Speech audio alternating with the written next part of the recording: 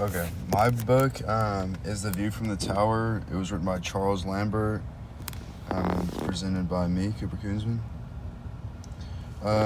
So this quote, I chose this quote because it shows what happens in the book and how Helen is putting herself in uncomfortable situations, and just like her.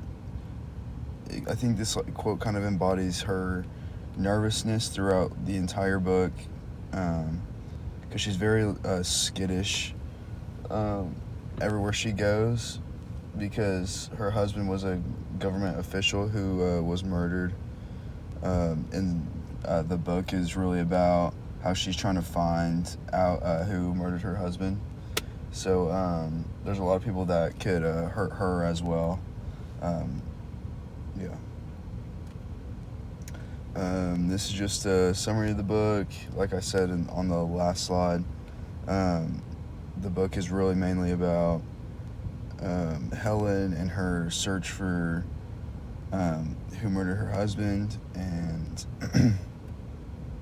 and her relationships that she makes, including one with a much younger man named Mateo, who she has an affair with.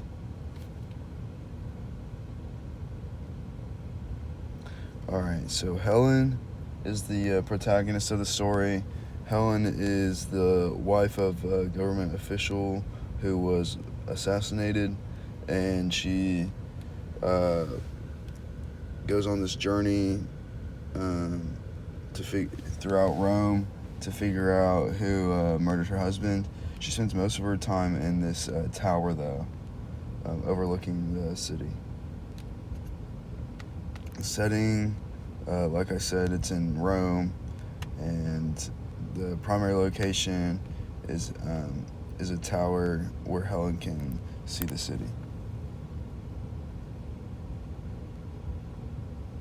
Alright, so the key themes of the book are Helen's self-discovery.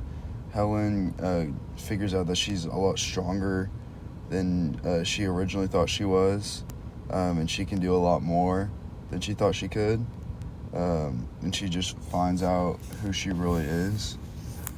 The loneliness throughout the book is very apparent. You can very much tell that Helen is very lonely without her husband. She's very isolated. In trauma, she goes through that trauma of, her husband was murdered, so that's pretty traumatic. And she just is sad throughout the whole book, really, because of it. Alright, so the major events throughout the book are Helen arriving in Rome. It begins with Helen arriving in Rome in her early 30s, fleeing her past, meeting Mateo. That's a really big event. He becomes kind of her student after they have an affair, which is really strange. And then Helen keeps looking into the future. It's like, almost prophetic visions. She knows how to navigate them and shape her relationships to change the future or keep it the same.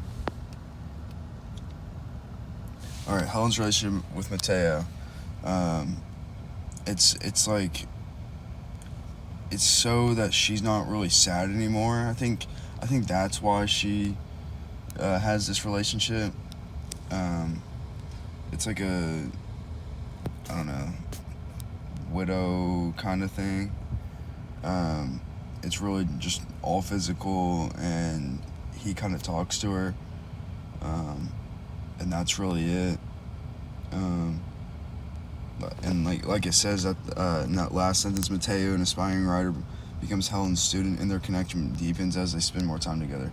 So that kind of goes back to Helen, and she can have prophetic type visions into the future, and so she can really shape that relationship with Mateo to make sure it stays strong if she wants to keep that relationship.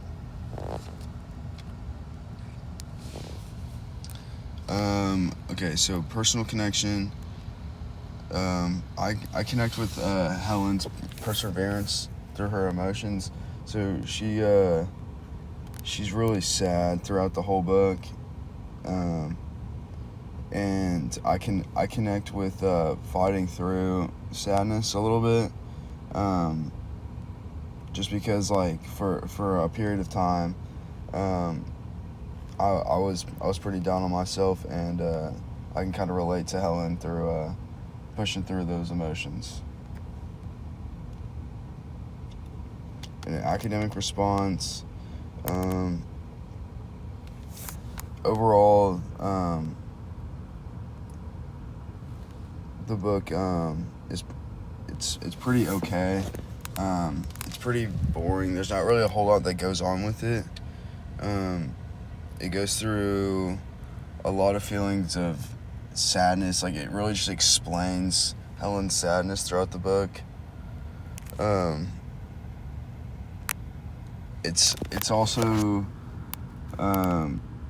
very anticlimactic. There's not a whole lot of suspense either. And with my final thoughts, like I said, it's a pretty mediocre book.